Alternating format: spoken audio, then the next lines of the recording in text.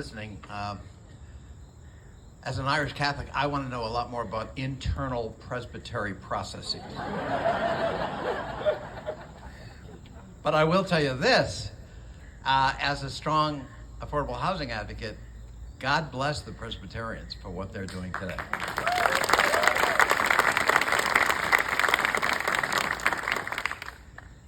We live in the third most affluent county or jurisdiction, congressional district in the country, as measured by median household income. We have some of the highest housing costs in the country.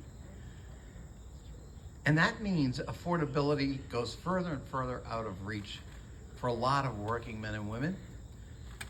And the problem of homelessness starts to grow again. And making sure we're doing our part, we're living our faith, not just preaching about it. Paul says in the Corinthians, you can have the faith that moves mountains. But if you don't have love, caritas, and he means that in a broad sense, that faith is like an empty gong. Living your faith values, is really what we're called to do. And today, we're celebrating a community of faith doing precisely that. It's going to have ramifications far beyond this site and this property and this church. It's going to be a clarion call to other communities of faith to replicate this, to emulate this. And it requires a willing corpus of the faithful to pursue it. It also requires partners in the public sector, and I want to single out Fairfax City. When I first got elected, Fairfax City resisted everything we tried to do for the homeless. They didn't want to see them. They didn't want to house them. They wanted to close down the Lamb Center, which is a lifeblood, resource center for anyone who's homeless. Contrast that with the last few years. Under David Meyer and Catherine Reed, Tom Ross, Jeff Greenfield's here, I think. They asked me to get an earmark for the Lamb Center, and we did.